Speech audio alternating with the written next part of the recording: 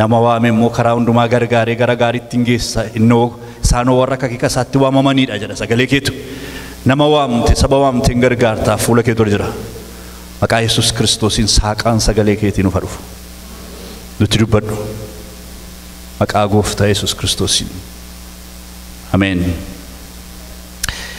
Arra misraachoon isinii qaba mata dureen isinitti dubbadhu mata duree misraachooti mata dureechi akkas jedha waaqayyo nama waliin caalchisu jedha. Ameen ameen.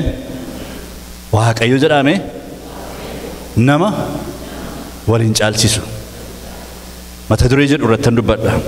Namni nama isa tokko ol kaasee isa tokko gadi buusa isa tokkoo fi iddoo qaba isa gara biraa immoo iddoo hin qabu isa tokko hammatee ofitti rukkutee dubbisa isa tokko immoo harka isaa kennuuf iyyuu rakkata. Namni nama wal caalchisa. Sagaleen waaqayyoo keessaa kutaas la dubbifame dhageenyeerra. Kutaan suni waa'ee jireenya nama tokko dubbata.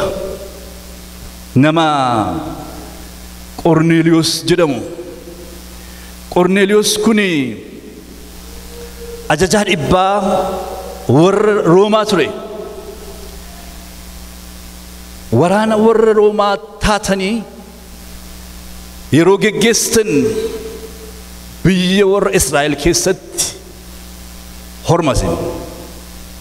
Sobiinsaa Roomaan impaayirri Roomaadhaa akkuma bara kana biyya Ameerikaadhaa aboo qabdu kingdemii aboo qabu ture biyyoota baay'ee koloneeffata ture.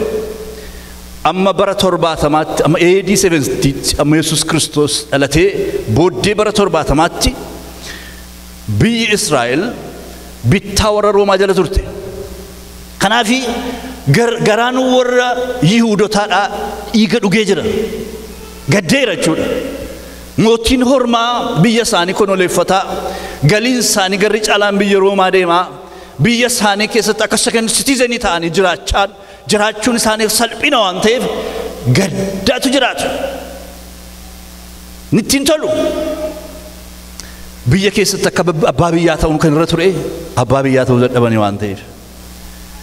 Kanaaf Yesuus Kiristoos gaafa dhufu waa'een fayyina Yesuus Kiristoosis jara hormaa kanaaf hin malu jedhanii yaadu turan. Nuuf dhufe waan jedhaniif dhugaadhuma immoo isaaniif dhufe. Sagalee torban darbe laalle gara saba dhuunfaa isaa dhufe sabi isaa isan simne warra siman hundumaafuu garuu gooftummaa kenne ijoollee waaqayyoo ta'aniif jedha. Dhufaatti jalqabaa Yesuus Kiristoos Israa'elootaaf dhufe. Garuun simanne isaantu. Bartootuma keessa ta'anii ilaalcha akkasiitiin kan guutamantu jiru gaa. Isaan keessaa Phexros ilaalcha akkasii qaba. Phexros baay'ee nama guddaadha. Phexros dinqii gooftaa Yesuus Kiristoos hojjete baay'ee isaa argeera keessaa qooda fudhateera. Yeroo inni naafa diriirsu yeroo inni jaamaa jabanu yeroo inni du'aa boolla keessaa warra Alaazaar faa kaasu kana achi ture Yesuus Kiristoos wanta inni hojjetutti keessummaa miti Phexros. He knows everything. Waan hundumaa beeka. San qofa miti Phexros. Yeroo bartoota keessaa namoonni sadii gara gaaraatti ol ba'anii gaara irratti immoo Museetiif Eliyaas dhufanii Yesuus Kiristoos wajjin Yohaannisiif Yaaqoobii fi Phexrostu ture. Lafa duwwaa irratti miti gaaratti ol ba'anii iyyuu sagaleen waaqarraa dhufee ilaa ilma koo dhagaa kan jedhu sagaleen yeroo dhufe achi ture Phexros. Namoota gaaratti ol ba'anii ulfina Yesuus Kiristoos argan keessaa tokko Phexros. Waa'ee Yesuus Kiristoos beekuun itti hir'uu waa tokko iyyuu hin qabu amma ga'utti beeka Phexros. Shaakala dinqiis shaakaleera. Gooftaan galaana irra deemaa dhufnaan gooftaan ayyamii ani galaana kanarra nan deemaa naan kottu ittiin jedhe.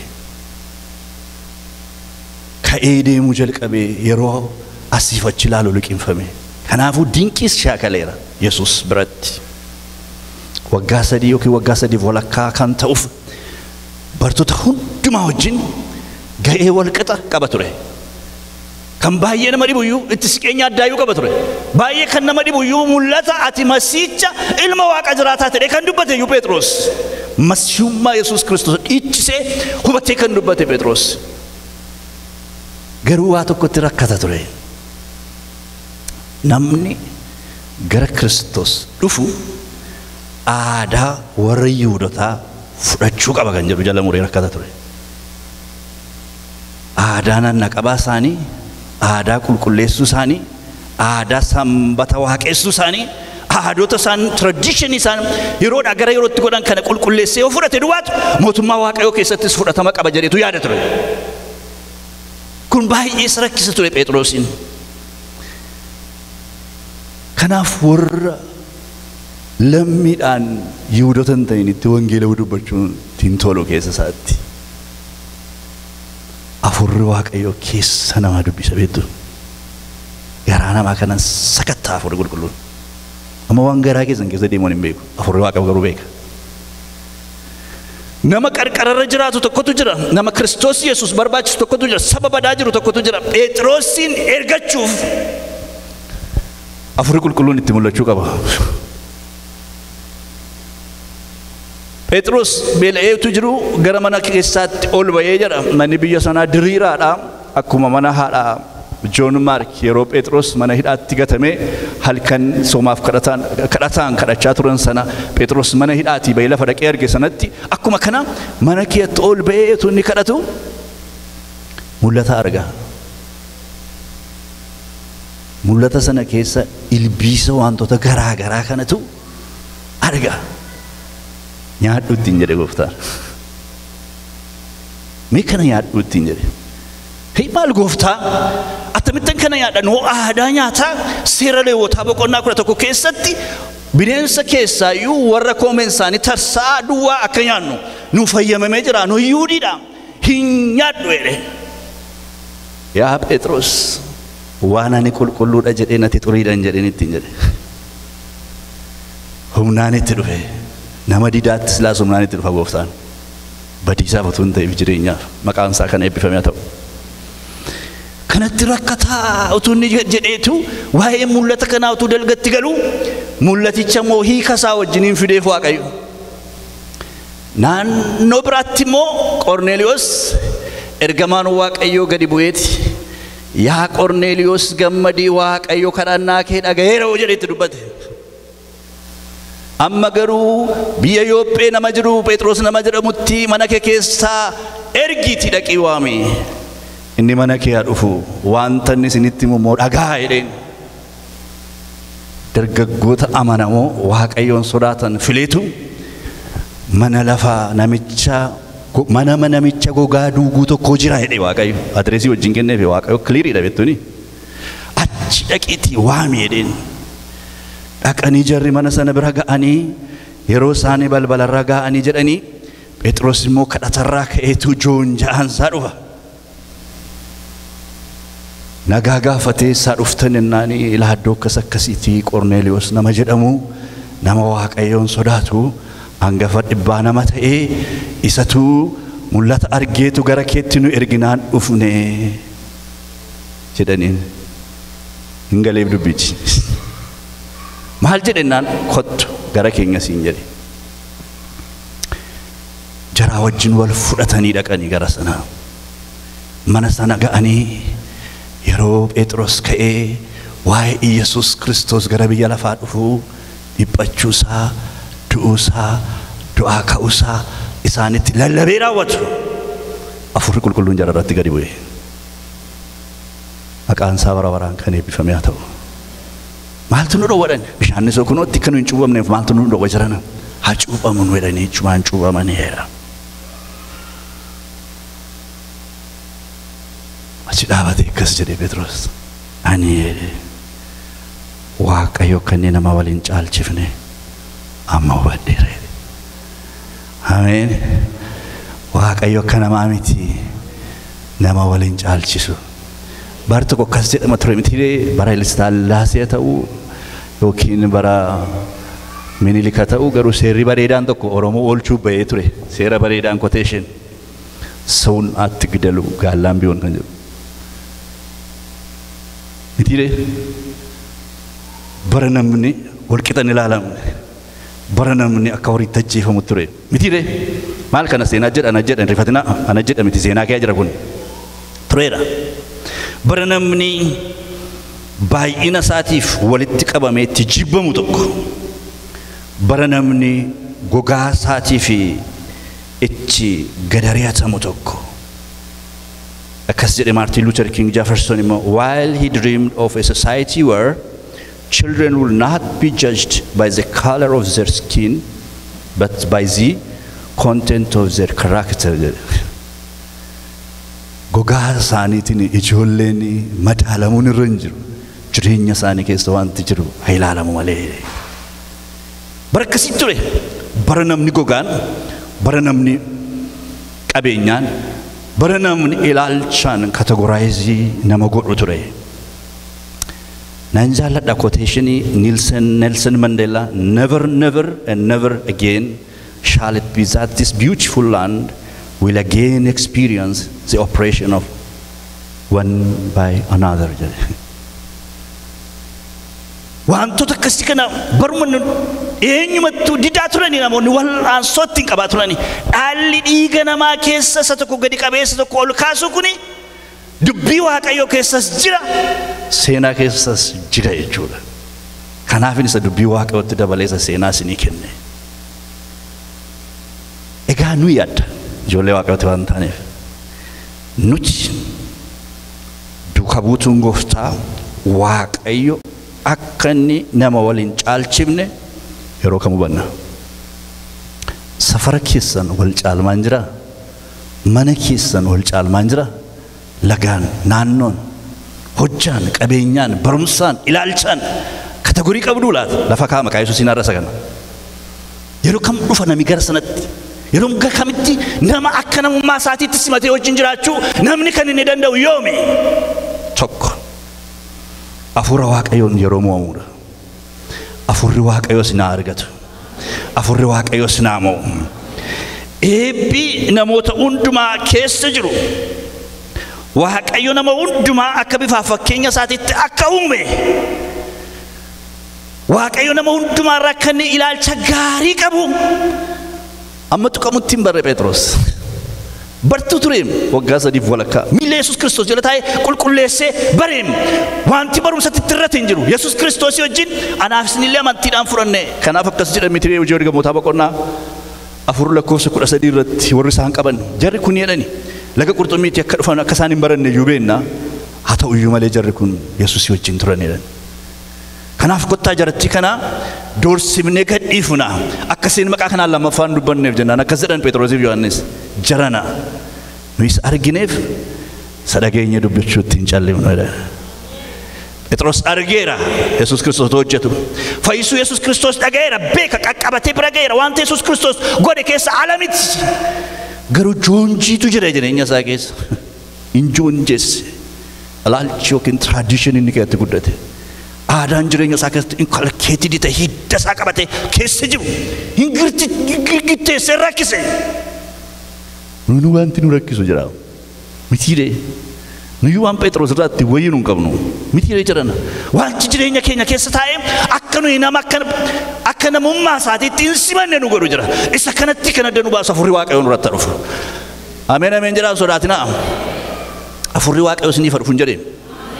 Gaafa Hafuurri Waaqayyoo dhufee fi irraa saaqamee fi jedhu. Dhaqee isaan gidduu dhaabatee jiranaa. Ani kanas hin qooduu narra hin turre meedhe. Ani wanti lallabu warra Jiwushittis kanuma lallaba, Yihuudootattis kanuma lallaba, san jaratti lallabuun isinitti lallaba. Yesuus Kiristoos kun fayyisaa ilmaan namaati jedheen. Inni immoo jara jijjiire egaa. Hafuurri qulqulluun sammuu isaa bane. Sammuun keenya Hafuura qulqulluun bana. Yeroos ilaalchi keenya hin bal'ata. Yeroos akkaataa nuyi waa yaadnu hin bal'ata. Yeroos akkaataa nuyi itti waa goonu hin bal'ata. Wal simannaan keenya hin guddata. Waaqayyo akka nuyi warra ala jiran iyyuu akka nu ofitti qabnu nu taasisa. Kiristinnaan jiranaa galaa doonni muru miti. Galaa doonni muru beektu doonni galaa durii yeroo dhufanii fagoodhaaf irri nama dubbisuu dhufanii daabboo isa shumulmulii jedhamtu kana tolchanii baaqilaa kana affeelanii foonii wajjiniin safurdaasa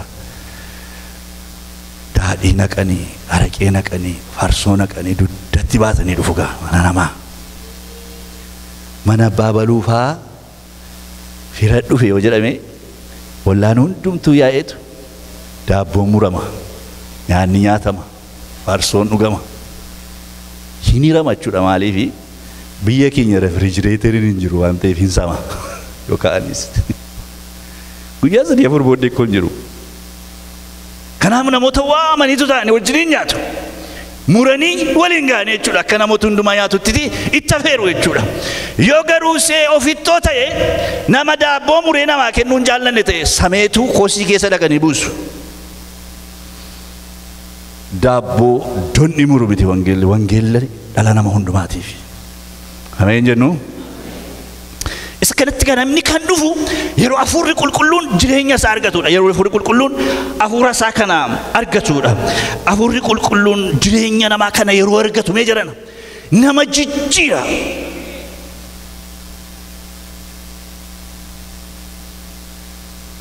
Yaaqoobi amma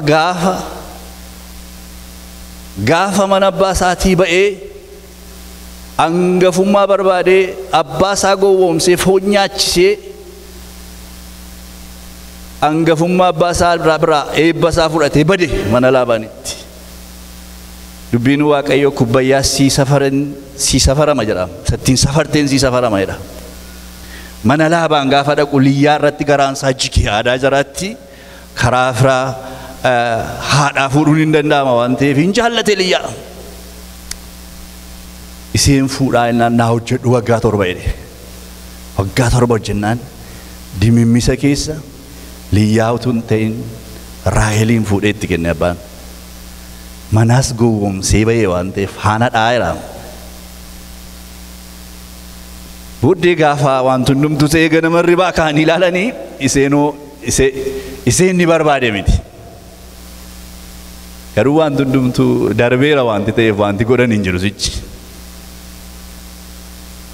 maal godhu iseen barbaadu argachuudhaaf innaan ammas waggaa 7 naa hojjetta jedheen waggaa 7 hojjete waggaa 6 ammoo achi ture Waaqayyo gaaf tokkotti mul'ate ka'ii gara biyya abbaa keetti deebi'iitti jedhe akkas jedhe Liyyaadhaaf Raaheliin waametti yaa ijoollee deennaan abbaan keessan jedhe akka isaa durii faarri isaa natti hin tolu jedhe Waaqayyo inni kan abbaa kootii garuu naa wajjin hin jira jedhe kanaaf gara biyya abbaa kootitti tan deebi'a kaa'edhe jara fudhatee ka'e wal'aansoo baay'ee booddee Laabaaniin humna guddaadhaan biraa deebise horii ceesisee garboota ceesisee waan hundumaa ceesisee akka durii sanatti obboleessa isaa arguu dadhabe waa ta'utu irra jira obboleessa arguudha halkan sana ergamaa Waaqa wajjin wal qabeetu cuuphii isaa keessaa fuudheedha shuludaa unnakkaa'u jedha afaan Amaariffaa keessaa cuuphii isaa keessaa fuudhee okkolchiiseedha Yaaqoob jechuun gowwoomsituudha waan ta'eef dhaqee gowwoomsaa itti fufuun irra hin jiru jijjiiramutu irra jira galgala sanaati Waaqayyo wajjin wal'aansoo wal qabdee mooteettas ati kana booddee Yaaqoobiin hin jedhamtu ati Israa'el saba guddaadha maqaa jedhu argate namni Waaqayyo wajjin sirriitti yoo wal arge malee nama hin gargaaru namni afurri Waaqayyo hin moone namni geeddaramne karnaliidha afurri Waaqayyo sin argatu namni afura Waaqayyo hin tuqamu taanaan iddoo tokkotti paawul interaakshiniin godhu afura qulqulluu wajjin walitti hin bu'u taanaan namni jireenya wal'aansoo ofiis jiraata namas jiraachisa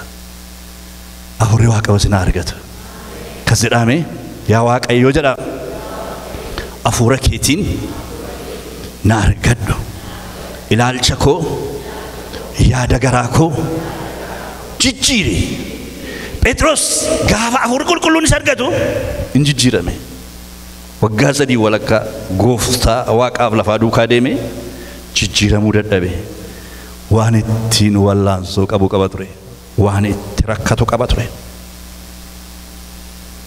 waan isa rakkistu qaba ture Yesuus irraa saaqeef irraa isiniif saaqu yoo inni irraa nama saaqe malee jabina ofiitiin jijjiiramuu hin danda'u Waaqayyo nama jijjiire malee Phaawulos akkuma kana rakkata ture Phaawulos immoo faallaa Phexros inni immoo amantiidhuma kanayyuu walii galan jaallatu ture bal'eessuudhaaf halkaniif guyyaa hojjeta ture Gaafa Isxifaanos dhagaan rukutamee du'uudha dubbii Waaqayyoo. Phaawulos immoo warra uffata hiratan keessaa tokko tureedha. Hojii isaas hamaa kanatti itti fufee jabaateetu inni jiraatu gaaf tokko Yesuus Kiristoos karaa Damaasqoo irratti isatti bu'ee farda isaarraa isa gate of tuulummaa isaa keessaa urgufe. Eenyudha ati gooftaa koo ani Yesuus isati ari'attuudha. Hafuurri qulqulluun isin argatu. Namni yeroo hafuura qulqulluudhaan guutamu yeroo hafuura qulqulluun jireenya isaa geeddaru Waaqayyo akka inni nama waliin caalchifne beekeetu nama wajjin jiraata. Namni nama ol miti, nama gadis miti. Namni nama yoomi lammaffaa akka duuka buutotaatti kan nuti Waaqayyo akka inni nama waliin caalchifne hubannu. Dhukkuba kanatti kan nuyi fayyinu Waaqayyo nu haa fayyisu. Dhukkuba wal caalmaatti Waaqayyo nu haa fayyisu. Ameen fayyi anaannaa na fayyisu Waaqayyo. Dhukkuba akkasiitti nu haa fayyisu. Akka nama Waaqayyootti nu haa fayyisu. Fuula Waaqayyoo irratti nama hundumtu wal qixxee akka ta'e akka laallu. Isuma nu jibbinu sanayyuu Waaqayyo akka inni bifaaf fakkeenya isaatti uume. Innumtiyyuu mucaa Waaqayyo akka ta'an kan nu hubannu inni lammaffaan. Karoora Waaqayyo ilmaan namaa maraaf qabu yeroo hubannuudha. Karoorri Waaqayyo ilmaan namaatiif maali? Wangeela Maatiyos boqonnaa 19 lakkoofsa 1 kaafnee ilaalle. Yesuus Yerikoo dhufee keessa darbee namni Zakkiyoos jedhamu tokko achi ture. Inni hangafa warra qaraxxuu badhaadhaas ture. Zakkiyoos kun Yesuus isaa kam akka ta'e baruu barbaade garuu namoonni waan baay'ataniif hojjaan isaa gabaabaa waan tureef isa arguu hin dandeenye. Yesuus karaa sanarra akka darbu yommuu beekee namichi isa arguudhaaf dura fiigee qilixoo tokko yaabe. Yesuus iddoo sana yommuu ga'e ol ilaalee yaa Zakkiyoos dafii gadi bu'ii har'a mana kee ooluun anaaf hin ta'a jedheen. Zakkiyoos dafee gadi bu'ee gammachuudhaan Yesuusin simate. Jarri kana arganii keessummaaf mana nama cubbamaa kanaa dhaqee jedhanii hundumti isaanii Yesuus irratti gungumani. Zakkiyoos garuu ka'ee gooftichaan yaa gooftaa akka walakkaa qabeenyaa kootii warra deegaadhaaf nan kenna. Kana malees eenyurraallee waan tokko giddisiisee fudhadheera yoon ta'eef dachaa 4 nan baasaaf jedheen. Yesuus deebisee fi har'a fayyinni maatii kanaaf ta'eera.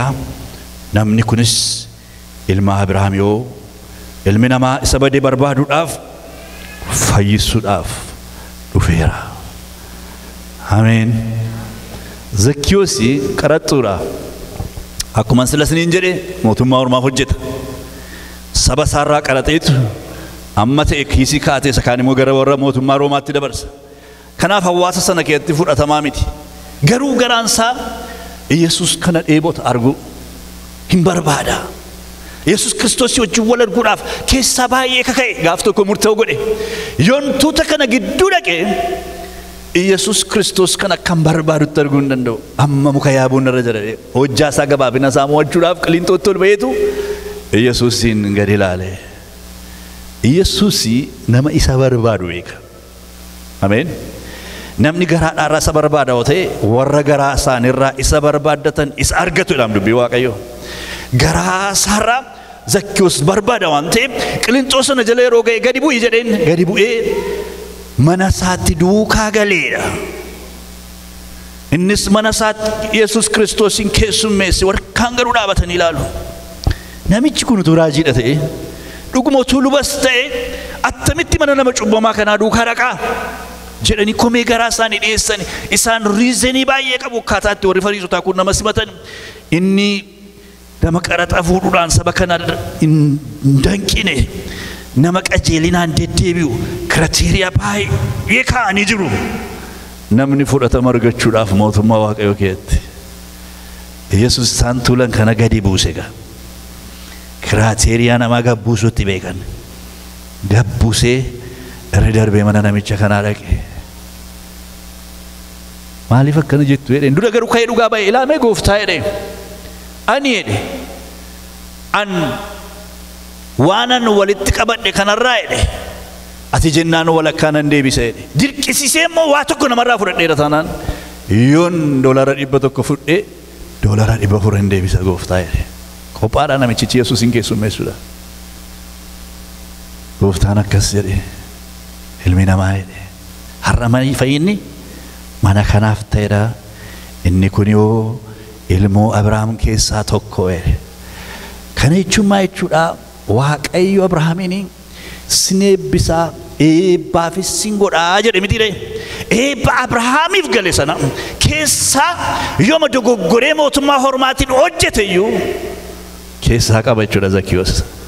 Kanaaf gara eebbichaatti restoordi ta'uu kan godhu kan iddootti isa deebisuu danda'u nama gara Abrahaamitti Yesuus Kiristoos qofaadha.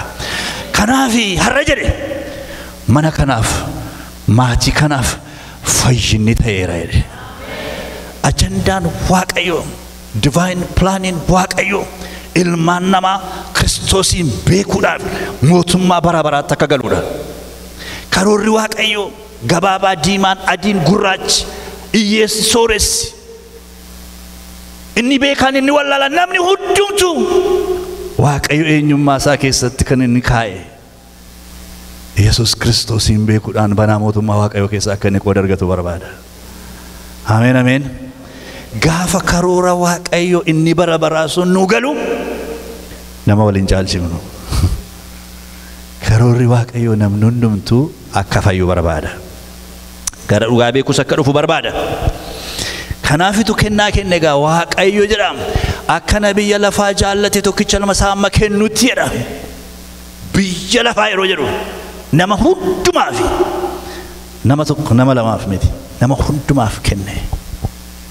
Namni hundumtuu akka fayyu hin barbaada. Innumti jibbitu sun iyyuu Waaqa akka inni fayyu hin barbaada. Meessa jibbitu sammuu keetti yaadu tuma hin jiraanne namitti hin guddisatti hin jettu. Yoo jiraate tarii inni iyyuu akka inni fayyu barbaada Waaqayyo. Ameen ameen. Ameen jedha rakkoon qabu. Yeroo karoora Waaqayyo isa bara baraa sana beennee keessa gallu Waaqayyo akka inni waliin caalchifne hubanna. Waaqayyo wal lamaan caalchisu. Sadaffaaf inni dhumaa yeroo kam duka buutuun Waaqayyo akka inni nama waliin caalchifne hubata yookiin hubanna. Dhoksaa adda addummaa keessa jiru dhoksaa adda addummaa keessa Waaqayyo kaa'e yeroo hubannuudha. When we understand the beauty of diversity, okay, the blessing in diversity isa jedhamu jechuudha. Yeroo Waaqayyo garaagarummaa kana keessa dhoksaa yookiin eebba guddaa kaa'umsaa iji keenya isaa qabu. Har'uma yoo argitaniitu ta'e warri gurguddaan hin faarfatani. Ittaananii saafilootatu faarfate. Ittaanee mucooliitu faarfate. Argitu diversity isaa. Yesuus kun isa gaadhaanis isa giddugaleessaanis isee wallaaltuunis hin faarfatama. Akkam bareedaa waldaan kun jireenya qabaam jedhana. Ani waggaa torba waldaa jire ifamanaa godha waldaa ijoollee makoo duwwaatu dhaqa malee warra gurguddaa duwwaan tajaajila ture. Faarfannaa magaalata Waaqayyoo afaan isaaniitiin faarfatu. Waaqeffannaan keenya sa'aatii tokko kennaa qulqulluu kennee lallabee waan hundumtu sa'aatii tokkotti tan fixa. Waldaan egerummaa keessaa mul'atu afuurri isaa isinitti nagaamu. Jara naadana lubbuutu jira. Jireenyatu jira. Waaqayyo jireenya nutti godhe maqaan isaa bara baraan kan eebbifame haa ta'u. Garaagarummaa keessa metaasanii yaadanii beektu namni hundumtuu dheeraa ta'e biyyi lafaa hin bareedu. Namni hundumtuu dinkii ta'e biyyi lafaa hundumtuu gurraacha ta'e biyyi lafaa hundumtuu utuu wal fakkaate baay'ee nama jibbisiisa. Akkaatamatti Waaqayyo nama uume kun illee garaagara. Maqaan isaa bara baraan kan eebbifame haa ta'u. Sana keessa immoo eebba guddaatu jira boloota eebba Waaqayyo kaa'etu jira. Yeroo garaagarummaa namaa keessa eebba Waaqayyo kaa'e sana hubannu Waaqayyo akka inni nama hin caalchifne hubanneetu nus ilaalcha sanaan sammuu keenya qajeelchina jechuudha. Bakka namni hundumtuu waliin fakkaatiin mitiire bakka mana hundumtuu wal qixxee hin ta'in Waaqayyo waan hojjete hundumaa keessatti beekaadha.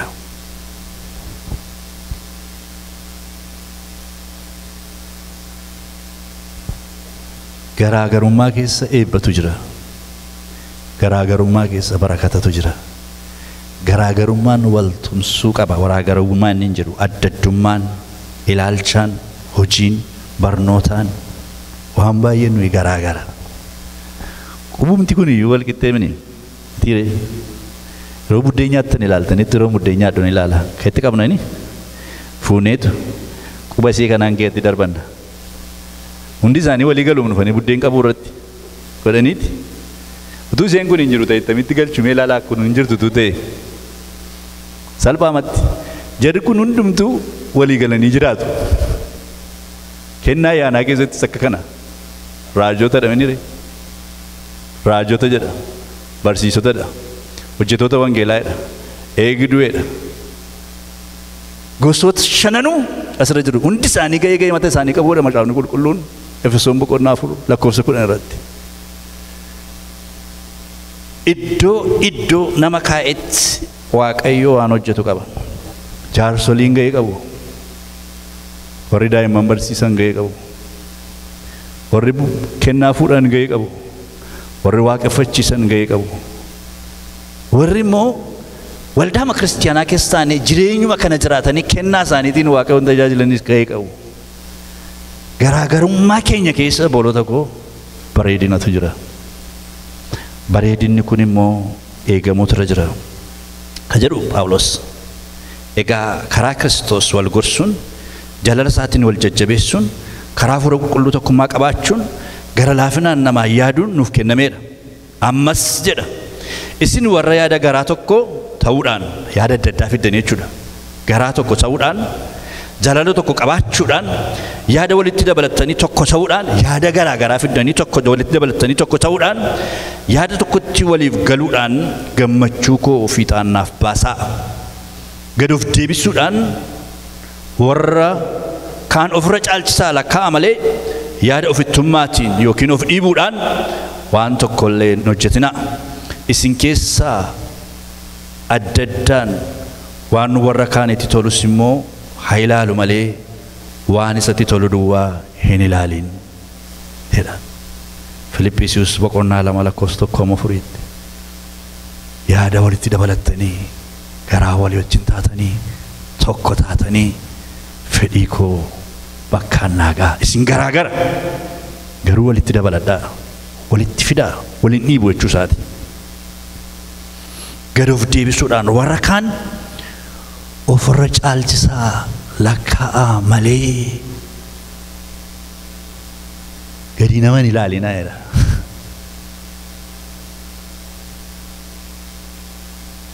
Namni isa tokko waan ittiin caalu qaba. Nama hundumtuu wal qixa miti. Nama wal caalchisee uumee miti Waaqayyo. Wanti nu keessa jiru inni tokko keessa jiru tokko keessa dhibuu danda'a. Garuu wal tumsa mana Waaqayyo keessatti eebba qaba jechuudha. Kanaaf egaa nuyi akka waldaa Waaqayyootti hafuura isaan mo'amnee Waaqayyo akka inni nama hundumaa wal qixxeetti ilaalu hubannee karoora Waaqayyo ilmaan namaaf qabu hundumaa dhandhamannee jireenya keessa kaa'annee karoorichas bakkaan ga'uudhaaf dhamaana. Egaa dhaqaa saba hundumaa barsiisuudhaan cuuphuudhaan bartukoo godhaa. Ani immoo isin biran jira amma dhuma baraatti jedhe Gooftaan. Isinii wajjinan jira. Saba hundumaa go to the nation jedhe. Kanaaf saba hundumaa bira ga'uudhaaf Waaqayyo saba bifa fakkeenya isaatti uumame hundumaaf Waaqayyo yaada gaarii akka inni qabu hubannee oksaa hojii Waaqayyo keessa jiru qalbeeffannee wal taanee mootummaa isaa keessa akka jiraannuuf Waaqayyo ayyaana isaa nuuf haa baay'isu. Kaanee kadhanna.